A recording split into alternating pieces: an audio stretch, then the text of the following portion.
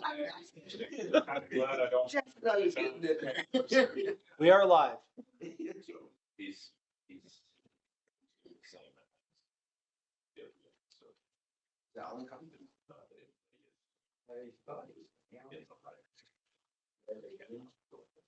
Yeah, okay. I don't want to speak to it. Are they confused because there was 2 meetings today? Yeah. where it's like, oh, I've been told. That's not.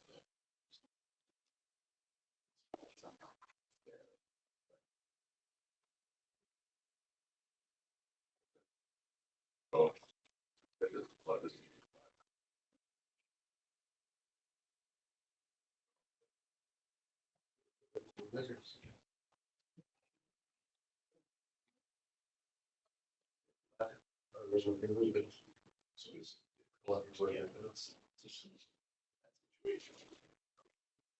So it's. No.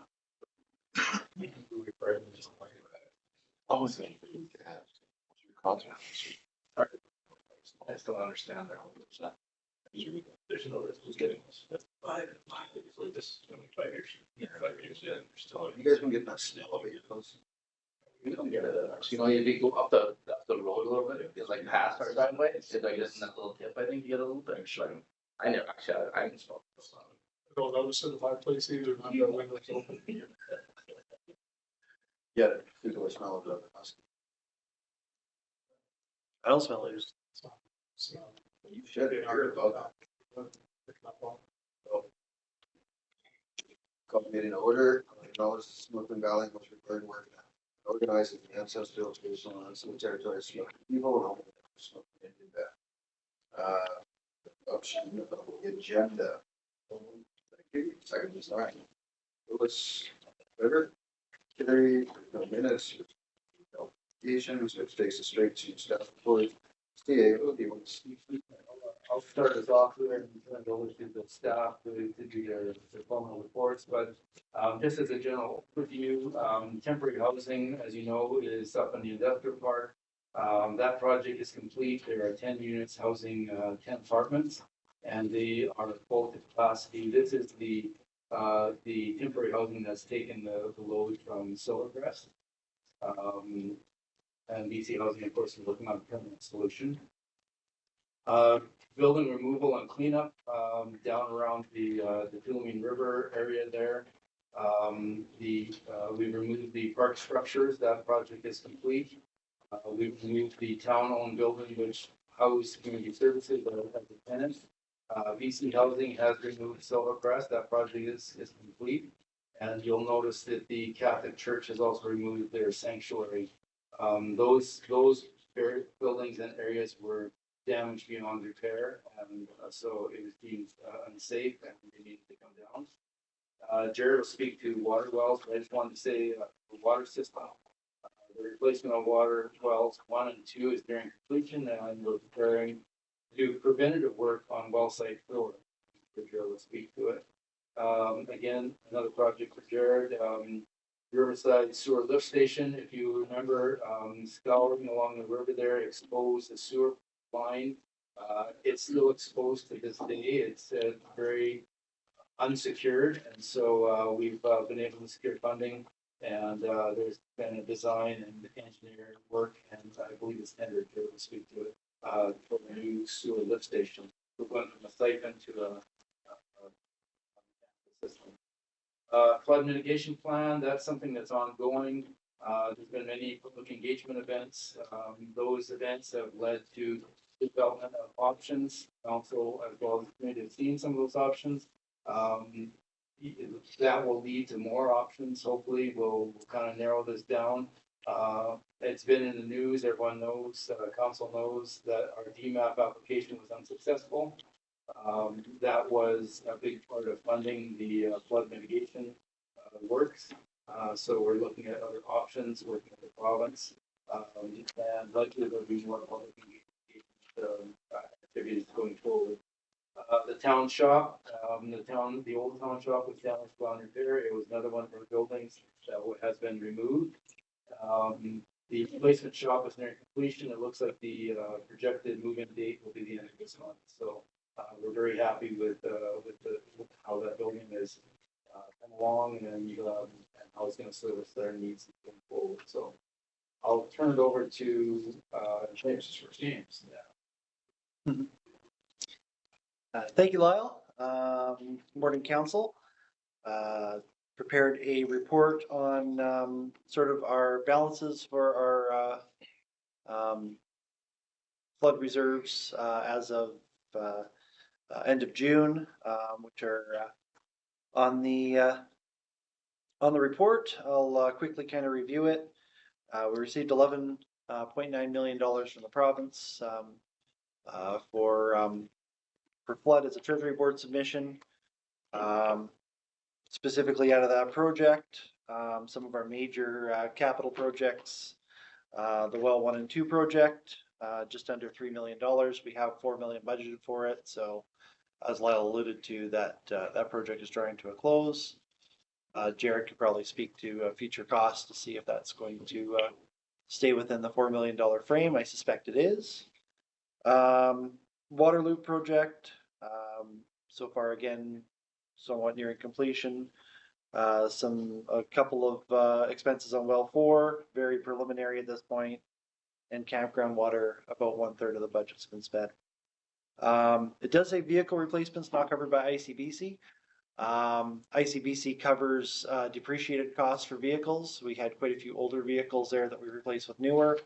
So there were some differences for depreciation that were taken out of that account. So altogether, about 8.2 million left in there, and work is ongoing on the other projects that are due to come out of that Treasury Board submission.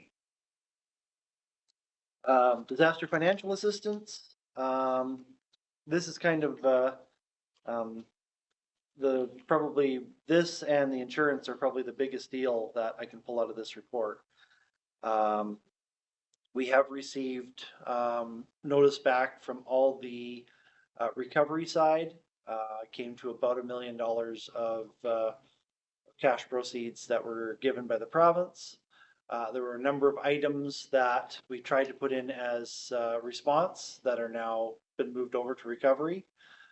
So we get to discuss that with a different group within EMCR for reimbursement. Right now, we're just kind of figuring out what categories those fit under and how we present that to the province. We had an initial meeting earlier this week with EMCR to kind of identify all the players and sort of express our how we're going to move forward with that, and they were very receptive. So I am pleasant or cautiously optimistic that we'll receive what we need to out of that group. And then insurance. So we have received an advance when it comes to insurance of $1.375 million. We still have approximately $3 million to recover. We still have part of the public works building to finish off with an insurance and move forward with that. We have had a little bit of difficulty with the insurance companies finding a valuation for the old building and the community services building. We're ongoing. We'll keep council updated on the progress of that. Insurance. If insurance doesn't come up with a reasonable offer, then there's possible litigation there. So we'll need to. Yeah, So that's where I'll do the U-turn and come back. But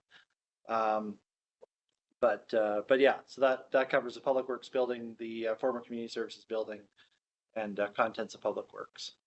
So that's also ongoing. There's a lot of funds to recover. You notice that those two combined are almost $8 million, and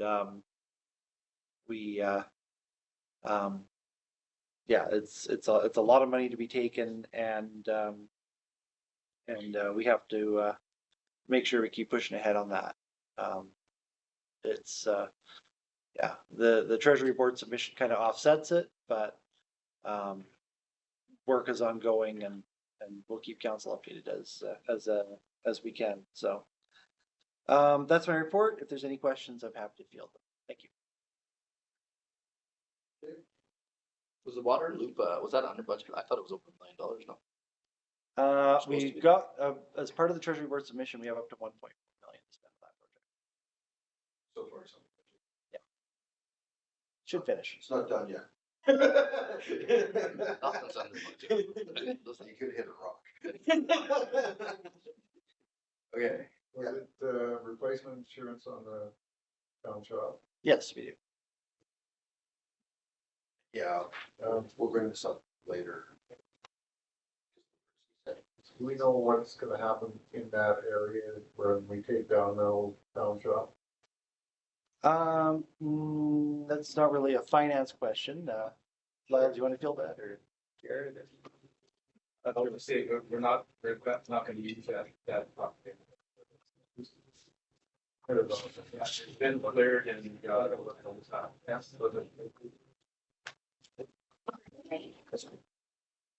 Okay, thanks, James.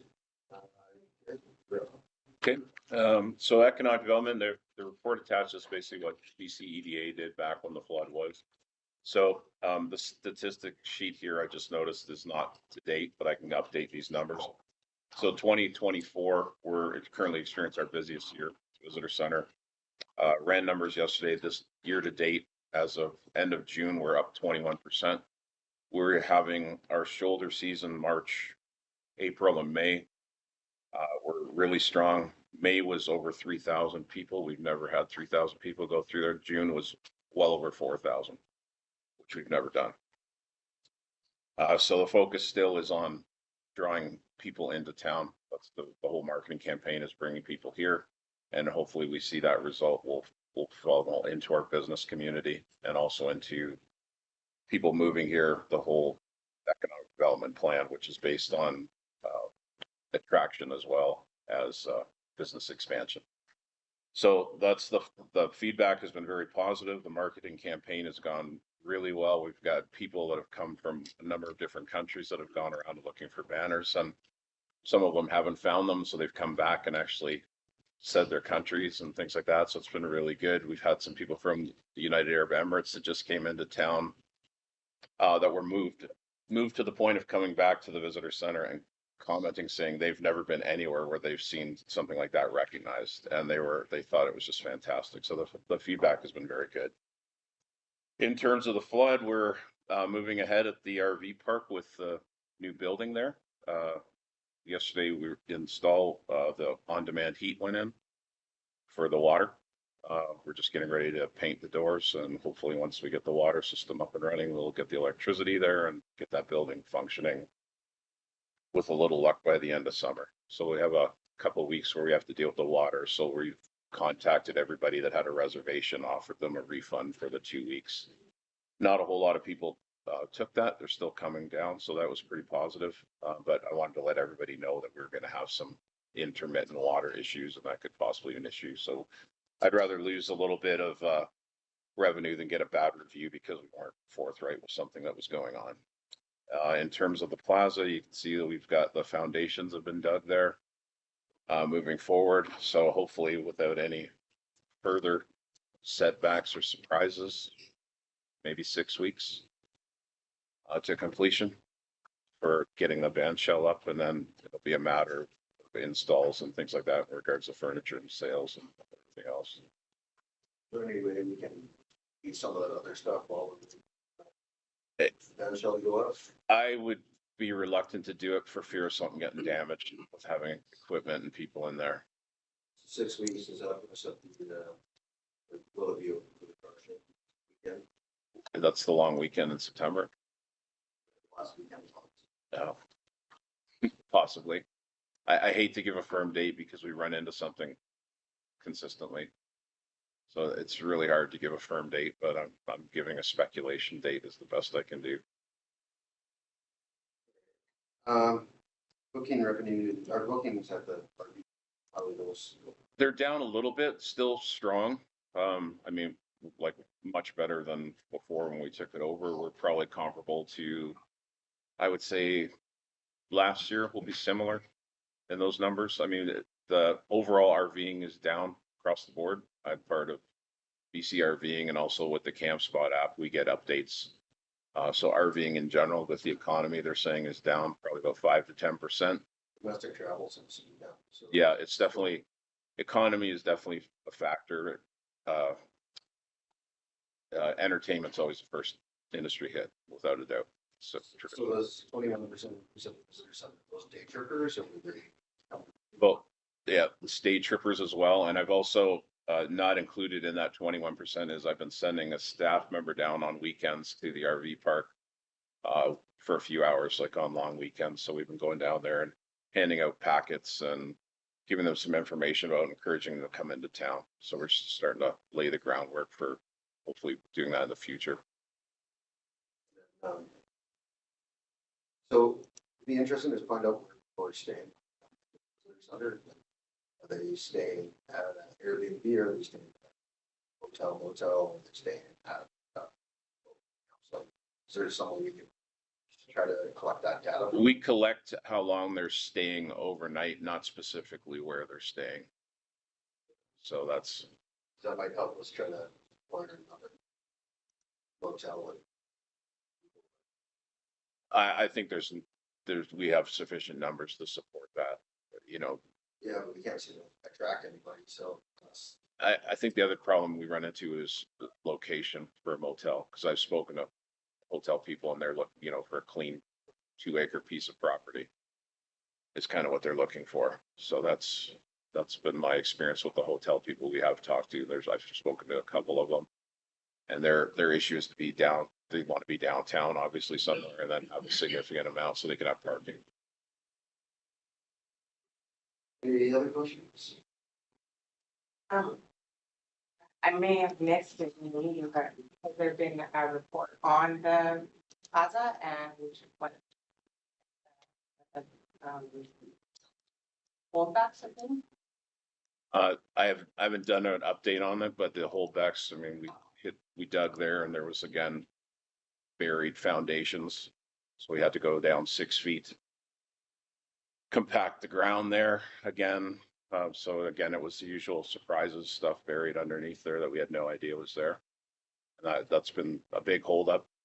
Permitting has been the other holdup. We've been waiting to get, you know, plans passed and things like that. So I did ask a few weeks ago for a report on the plaza and I hadn't received it, and I wasn't sure if it was on one of the meetings that I was at.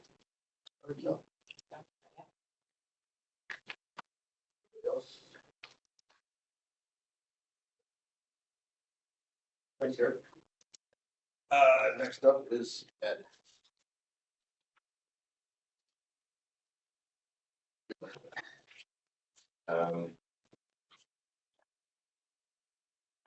The update that I had is simply mission I was providing you in the last meeting. A timeline of the emergency cycle, which we're in the latter third of that cycle currently.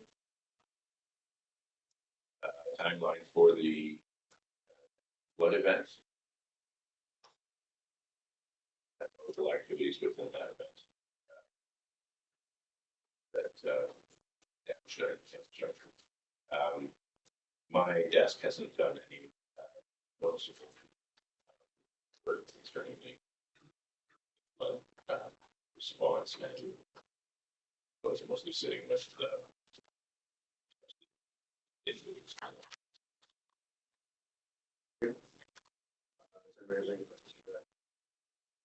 I've got a couple. We have a timeline yet on the temporary deck.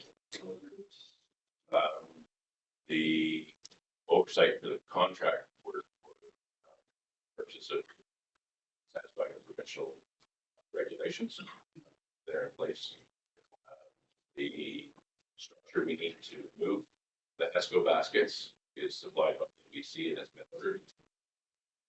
And should be starting work within the windows that provided to us by the province. September, October 15th, September 15th, and then a latter date of October 15th for the Lumi's. The next one was, um,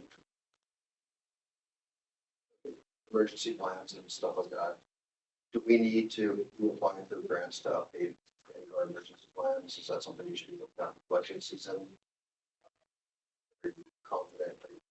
Are you happy with our planning, with our emergency plan? The intent for the next cycle of funding is to apply for funding for a revision suite for comprehensive plan update. And, they're not calling it an emergency plan, referring to it as an emergency plan anymore, as much as it is a all hazards response. That should be more small, right? Yes, I was gonna start doing, grant application request to council. And then how's the ESS doing? ESS is fine. Numbers are changing. As longtime members who are moving on, and we've had some low experience members coming in. So, as is every volunteer organization, it's a period of flux. But more members who would be appreciated. People have that interest in servicing the community. Anybody else? I have a question. It's not directly related to the flood recovery, but it as a result of the flood and the emergency that happened. We've discussed emergency operations center up in the industrial park, in the business park. Where are we at with that? Okay.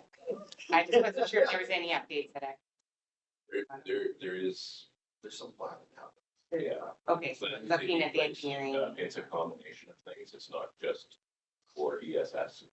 Right. It's a And fire. multi-use building. So that was where we got. Okay, so it's in planning skills. Thank you. I'm fine with planning. Okay, thanks, so. And Alan's not here. I guess I'll make an attempt to go through his report, but I just sort of wanted to go through those related stats.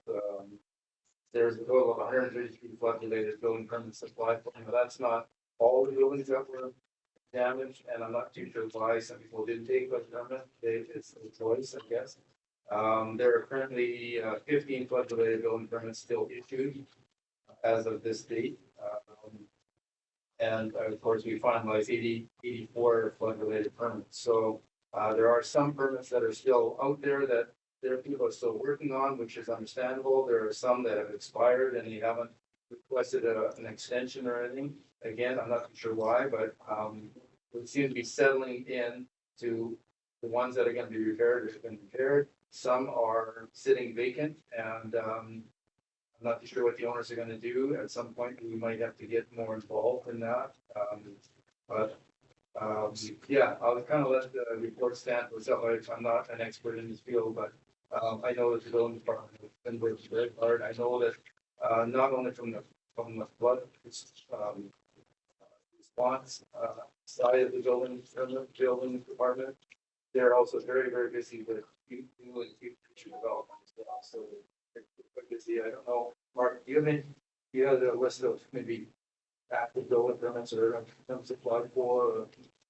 I heard a number of like 270 potential doors or whatever. Yeah, there's planning stages. Yeah, it's about there, but I do know there was around communication out to flood permits. Yeah, not long.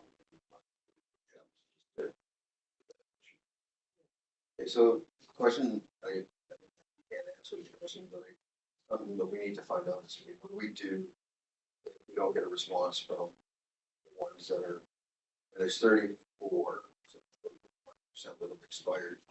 So what do we do with those? Yeah, some, we'd have to do a little bit more, I'd have to get Alan to do a little more research on that. I mean, some might have already been repaired and they just did it on their own.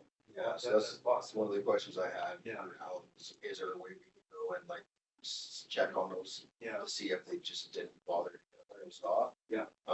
And then the next question, students, here, is what do we do with the abandoned Yeah, so, what's our next step on those? yeah, 2 years, there's people living in some of them. yes, Fire in one of them. yeah. You know, there's, And that is becoming a problem, and we do have a few tools that are response there, and that is, you know, I mean, if it's becoming a public health issue or a safety concern or unsightly, we can use some of those tools to kind of put pressure on the trying to get things going. so I'm gonna ask then, we can with building department and coordinate something so we can, those people that have walked away, Yeah. if there's something we can do. And just, we got them. It's hard to move on when there's derelicts next door. So we've got to deal with that. It's been 2 years. There's somebody's fallen on our time. Something else.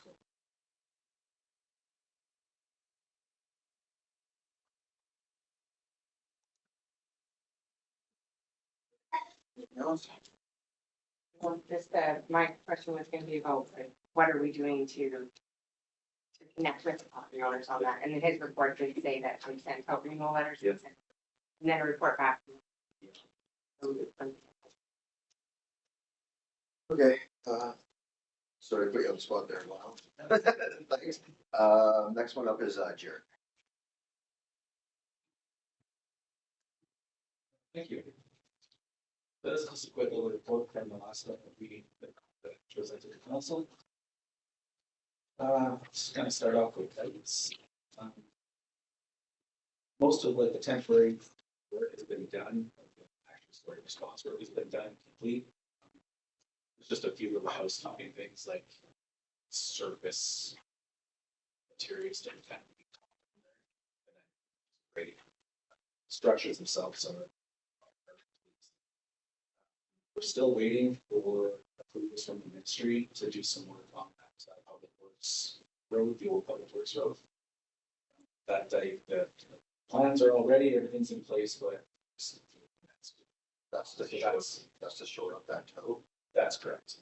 To shore up that bank and everything, so that's what we're waiting for. It's the ground land tender and within the street. Ed spoke of the Hesper basket removal, if it's in works, it should be. We have true engineering. Site plan, they're getting ready to. That's what we can do, so. Sit there and watch us.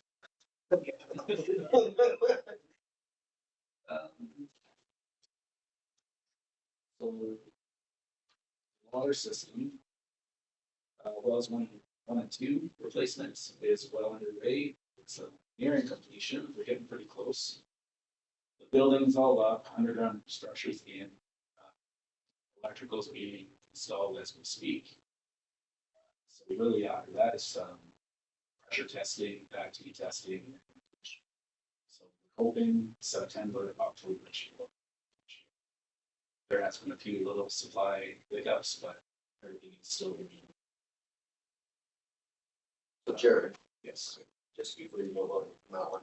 So seeing the news yesterday with Merritt having their blowout, their seal and that, are we gonna have a few, you know, extra supplies on hand if something goes wrong? I know it's a brand new system, but Merritt down for no. So Yeah. Yeah, there's redundancy in there for sure. We have, so there's the two wells, and then there's also 3 new distribution pumps. And so, I mean, you can run off one, right? So there's 3, and then there is room for another future expansion. So, I mean, Just a little clarification, when you say commissioning September, October, does that mean boil water advisory disappears? that's correct. Potentially September, October? That's right. Okay, because I'm sure you know, there's a lot of chatter around town. I get it at work, it's online, it's everywhere. People have speculation, all sorts of guesses and whatnot. So I just wanted to make sure 100% that the project going in on Memorial Park could potentially, the switch will be thrown in September or October. That's correct. all right, interior health signs off. There's a cap. There's, Yeah. I understand that's the hurdle, but From this demo to where we are. There's no reason why they wouldn't at this time, so like I said, the next steps are like pressure testing and vacuum testing. So we've already done some vacuum testing on the system, just stuff. Yeah, okay, that. So it's just fast a little bit, which I anticipate should be totally fine. And can you explain briefly, this is a high-tech system. This is essentially never going to be needed to be replaced in our lifetime. That's, yeah, it's a pretty beefy system. It's made for future growth for sure. Yes. It's definitely bigger than what we had. And yeah, everything is. Thank you. Yeah, just a follow up. I was good to understand that the system that Merit has is what we're moving towards. You know, the system of filtration and all that sort of thing. Am I along the right line? No, we do not have filtration. So with our groundwater, quality of our groundwater and all that, we don't need filtration. With filtration, that's a huge undertaking. You need a bigger facility, millions of. So we're simply chlorine. Yeah, simply chlorine at the moment. We do have the provisions for 2 UV units that we can just plug in or then plug them in. Excuse me. The plan is after commissioning, we'll go for funding. I want to put another UV unit in there. Typically, they don't use them as standby, but I would like to have them there if we can. We'll be totally fine. If there was another future. So, yeah, because the way I understood was Merit went through the same thing we did, but because of the system that they have, they were almost immediately back on. That's right. Yeah. Okay, thank you.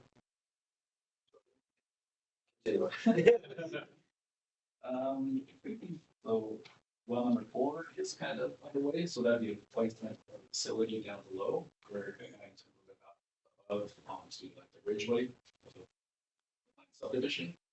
Get everything up out of the floodplain. The wells will be still down below, but raised and protected, but just so that the factory looking better. So yeah, we applied for funding for that, and we in summer we were approved for $6.4 million. Right now we're just kind of working with interior health and engineering. We received our first approvals for filtration deferral for the current well number 4 for interior health, so that's a big step. That just kind of we want design and grade stuff. Sewer system. I think in my last report, I mentioned that there's money allocated of that 11 million for fixing up the church lift station. I put that on hold just because with the potential flood mitigation plans that we have underway with True, in the future, it'd be very ideal to move that station. So I'm not exactly sure where we're going right now since we were denied, but that church lift station is bomb proof. It works really well as it is. So we're just gonna kind of see how that goes for potential future funding for mitigation works. So that's nothing's gonna happen to that at the moment. In my last report, I spoke, we were looking at that Riverside Field to Billiger Avenue, the sewer siphon that was exposed.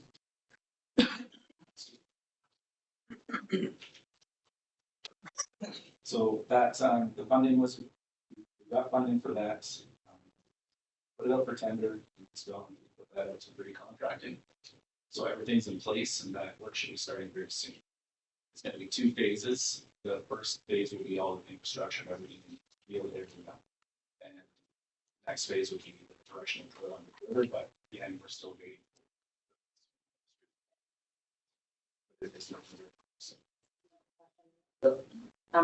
right of way and stuff, that's been approved. Pass that out and it's being registered now, so it's on first. Okay. Wonderful. Best.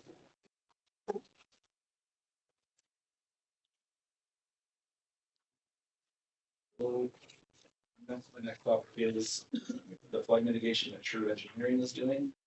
Like you've seen, we've gone through all the public consultation, all that kind of stuff. We've received some reports from that.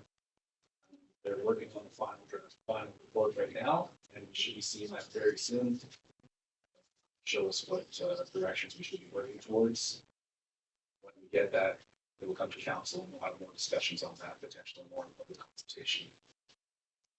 We should be seeing that very soon.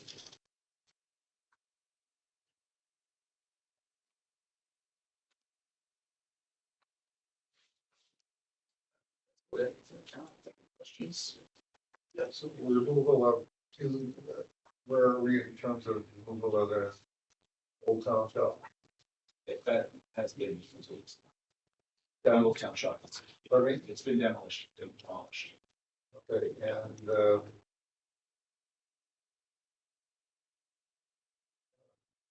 Masons, That, yeah, we've got a staff report that will come to council.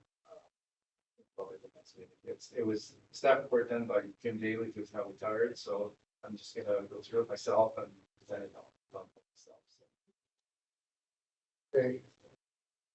Just the way it is now. Either we remove the fencing and everything else, or else let's go at it. The biggest holdup is it's a financial project that's bigger than we anticipated. So we just got lots of funding sources. Not flood related again, but for Jared, how are wells holding up right now with the heat that we've had? We're experiencing a little bit of increase in usage right now, so I'm going to be talking with the operator today and go over the numbers a little bit better. It seems with the hot weather, people want water a lot more frequent, so potentially could be seeing stage 2 soon.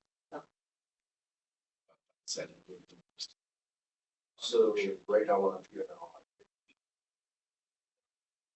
totally fine, but people are watering outside of the basin. I've seen it looks, I think everyone's abiding by it. I just think that people are throwing a big amount of water for long. Maybe first CAO, maybe just have a bylaw. Some controls just to double check and notice something. See increases that will have to increase to the next stage. Maybe voluntarily people will serve some more.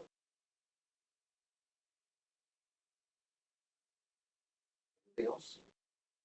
Thanks, Jared. Thank you. Next up is Nadine. Happy hot day, everybody. That's the right side quite a bit. So the town recreation department has been working with Leeds and Associates for the 10-year master plan. They came in May 22nd to 24th. They were in town physically. We attended mining days to have a social with people in the community that way, and had actually quite a few. It was really fun there because the kids really came forward and wrote on sticky notes and talked about different things. So that was fun to see.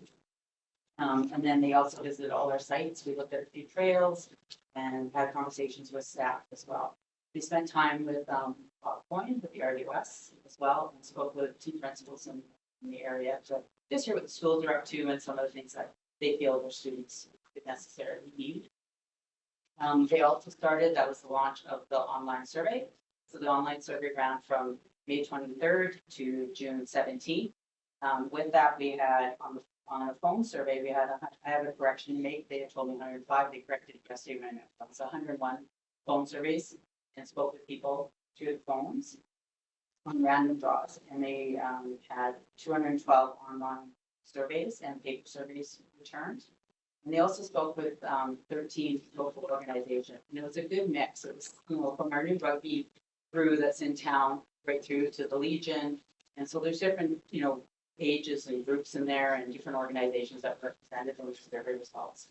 So from that, hot off the presses, I'll give you just a little bit. They will be doing a report back to council in September. I'll work with Perry on the date for that. And then they want to launch to the community again to have another, send out the results and then have another discussion with the community in October. So that's kind of the timeline. And then the goal is to have the final report ready for either end of December or January. So what was really interesting was that we do have about 1/4 of our 1 in 4 residents actually travel out of town for recreation facility, multi-use, and they mostly are going because that's where they are, right? So that's an interesting fact. And another one was that this one, Lyle and I were both surprised to see actually, was that there is 64% of those surveyed are in support of town council, looking for different ways to pay for it. So looking for that they're willing to pay and that they're willing to look at different forms of making that happen, grants and things like that. And out of that 64%, 41% was strong against support.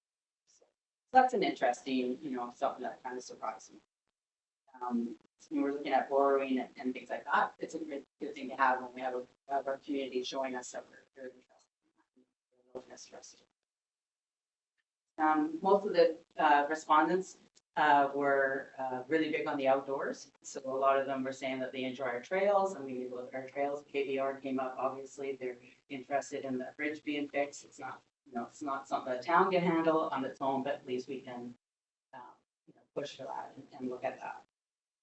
And then our local trails too, Mining Climb, but people are saying they're like that. And I think now with the new goats, that surprised me one day. I thought they were actually there when they showed got my attention. People are responding to that online. So it's kind of fun. This is some fun things that are happening out there. Things that their dissatisfied levels was looking at things like our playgrounds need to be looked at, which we're trying to accomplish. So we're looking at 2 playgrounds, which is further on in this. The dog park is something. Somebody had mentioned the dog park, and then also our little pool. So, What did they say about the nothing specific from what I've seen, and that report will come back to us, and I can get that. But I think it's maybe I've had some comments about water to be dealt with out down there.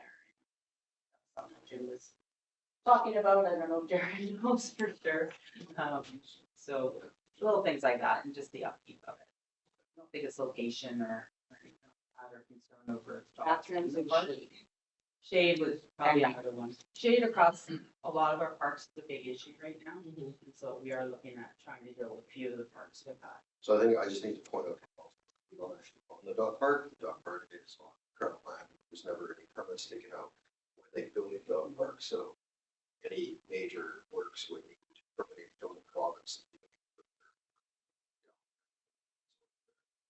So the mushroom facilities.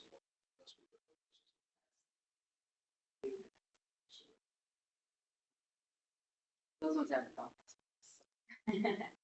So yeah, so with the report, it's being worked on, it's being looked at, they're looking at all the facilities, they've talked to different groups. So they're just taking all that information and building our master plan without the input. I do meet with them every few weeks to have conversations and things that they're lacking. So Jared and I have spoken about going around and looking at our parks again and seeing what we all need to look at for that. Memorial Park is probably a big push, and then also some of our small neighborhood parks. A lot of our, before Jim retired, a lot of discussions on our playground equipment. So a lot of it's quite outdated. Some of it is homemade, and so it's not meeting MIA's insurance. So things like that need to be taken down and replaced. So the timeline again for the rec sites, or for the plan, sorry, is September back to council, October back to the community, and then again November through February the public plan. So January the new playground equipment. It took a little while, a little longer than expected. It was trying to get people into town, the companies that we need to bring in to build them. So that happened end of May, early June.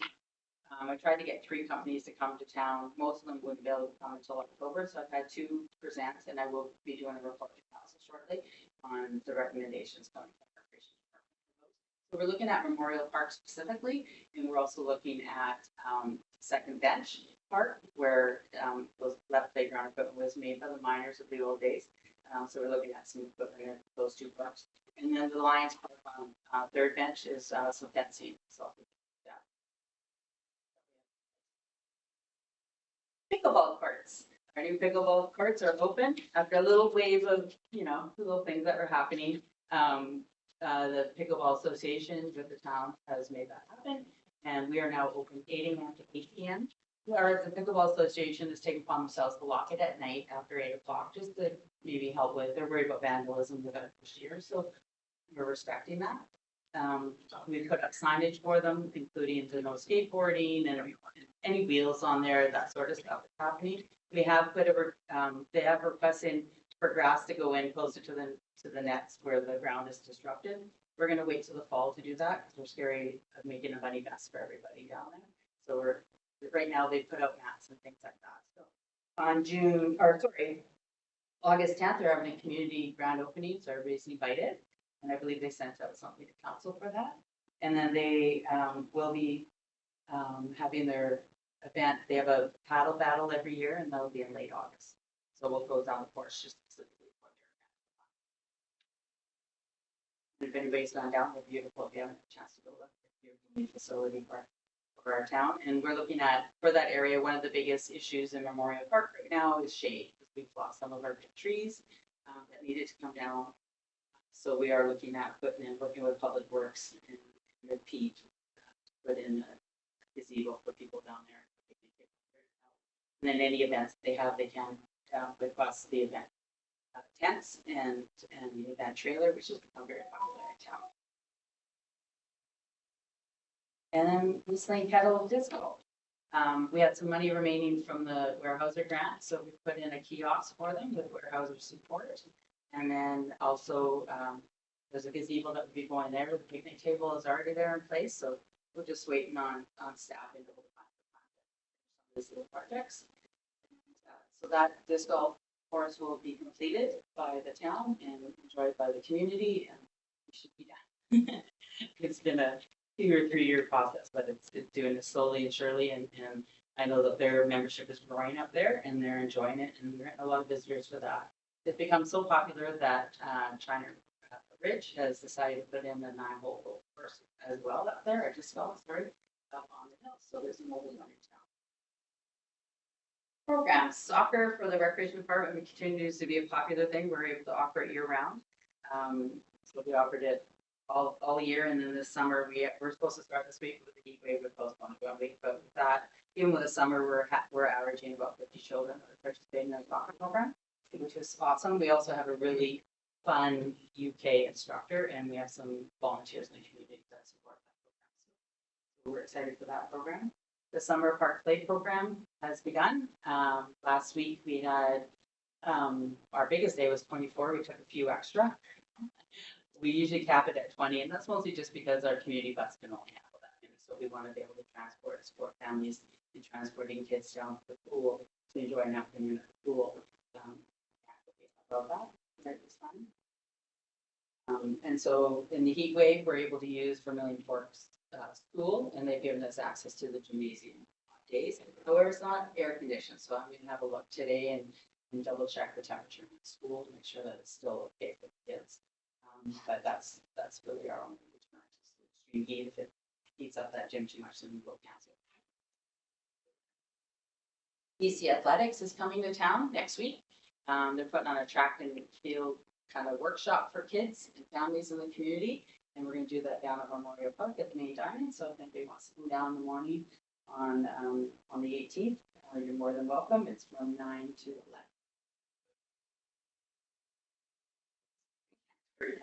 11. We have a outdoor fitness boot camp that has started with 6 people registered, and so that's happening down at Chancellor's. And that's a new program for the community, so hoping to see more people come outside and enjoy that. We do have the arena as well on rainy or smoky days.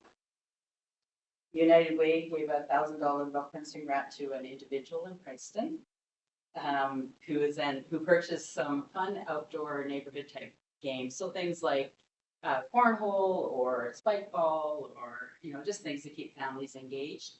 That has been donated to the town, and along with some dollars to support food for the launch at Canada Day.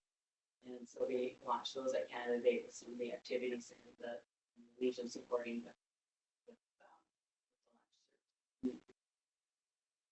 The 10-year pool opened in May to the Kokanee Swim Club, and so they've been going strong with about 73 registrants in their swim season. We had to work for May and June with minimal staff. Unfortunately, our lifeguards, our certified lifeguards, are students and they had to finish school, so now we're at a full complement. And what's unique is we brought in 3 people from out of town who are now supporting our pool locally. They're weekenders, I guess, from their families being out in the RDS area. But we did have 4 swim club students. We actually had 6 go and become lifeguards this year. But they're 15.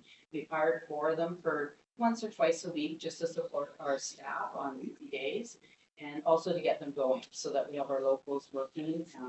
Because we are 15, and understanding of this is that under the rules for lifeguard, you have to be 16 to be able to be on the deck by yourself. So a lot of times our pool doesn't need 2 staff out on deck. We have a staff person who's backed up, they're out cleaning or handling the front.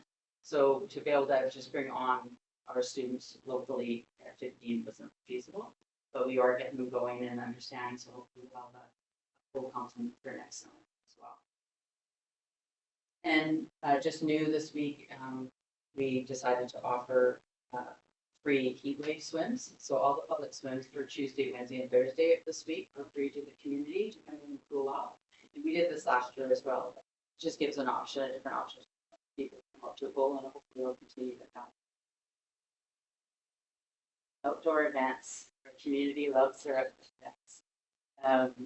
So we've had a lot happening since May, actually April with Easter events. So mining days, as we saw, if those of you who were in the park, quite busy.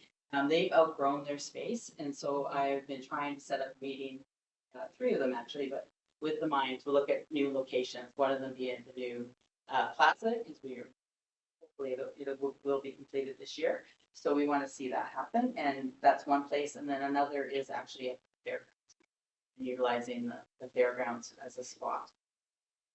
Which I actually kind of prefer a little bit, but we like to have them downtown. They're just getting so big with the machinery that they want to bring in the amount of people that was elbow to elbow this year. We are looking at a new solution for them. Hopefully we can make that happen. The Princeton Rodeo had a 3-day rental at the fairgrounds, and they're saying it's the largest numbers they've seen in years. So it's good to see. This today, I was approached when I was up at the fairgrounds, some of the horse builders, is that they have gotten, the rodeos received the BC High School rodeo for September. So that will be coming to town for September, which is the 14th and 15th. ATVBC had a 6-day rental at the fairgrounds. Talking with those who are up there daily from our community, very welcoming. They said they were very good up there. They had a large number. They had 150 people alone just for one of their dinners that they would take us for. So I'm just waiting for their final numbers as well. And they travel in groups to different areas and guided tours from town. So they really appreciate having access to the town. Bringing the amount of people to the community. Canada Day never happens without our community support. So we had a lot of groups come forward and offer different events for the community. You see a large number. They ran out. I was told they ran out of between 400 hot dogs and hamburgers. So that tells you how many people, potentially part that day. I see it as ebb and flow. We see people come right away, and then they slowly out, and then new people come in throughout the event. So it was nice to see. We had a magician this year and a few items that still figure out how he did it, but that's okay. It was fun. And then the fairgrounds. Didn't see anything new. Oh, for events this year was new. I'm really seeing happening in our arts kind of community, but it's done by our restaurants. So Cranny's, Thomasina's, and Little Creek are offering a lot of live music entertainment this year in different aspects. So that's really neat to see. We used to have it just with one or two maybe doing it, and not as consistent with the blow up. And now it seems to almost be weekly or bi-weekly. There's something musical happening in town for people to come out to. So that's nice to see. And it's a great for the community and visitors that come to town. And then our town website, as I'd like to remind people, that's a place to go and look for events and things that are happening almost daily in town. It's pretty full, and it'll be filled up by tomorrow because I have a big list of things to add to it. So, which is nice to see. So there's lots going on with the community events. I've also included for your information is all the different events that I'm aware of that happen whether on town property that'll be taking place over the summer and into the fall. The fairgrounds, ground maintenance and repair is ongoing with support of parks and with Pete and also public works. A lot happened for the rodeo this year that needed to be done. And between the two groups working really closely together to make it happen. So the rodeo area is looking really lovely and that stuff is presenting really nice. Many of the horse boarders have left for the season, so the remaining two that have a love of their little space are working with Pete to clean that area up a little more and make it more presentable. So that's slowly happening, and I think that's just part of the growing of understanding which groups are responsible for what, and that it doesn't totally fall on town. That's something that has to take some leadership on. That's in the process. So that was my report. Just a comment, I noticed that there's new signage up at the fairgrounds as well, and I asked CA to talk about that. And I do like the branding that's going with it, like the consistency, so. Gary, was it Gary? I was told it was. Or was it, I don't know, I showed up one day. With Pete, It was I think, Pete's budget. yeah, Pete's project, Jerry engaged the sign company, but it came with the budget, maintenance budget. Yeah. He's really taken a little bit of ownership up there. Even today I was up, they're making, just for awareness sake, they're making a better turnout area for the horses. Cause I'm learning, I'm not a horse person at all. So he's putting a little turn area for them, collision seats, so it's just starting to present itself a lot better. And the goal is the next, year is to be able to put some more shelters up and maybe get some more borders in there. So it's just working out.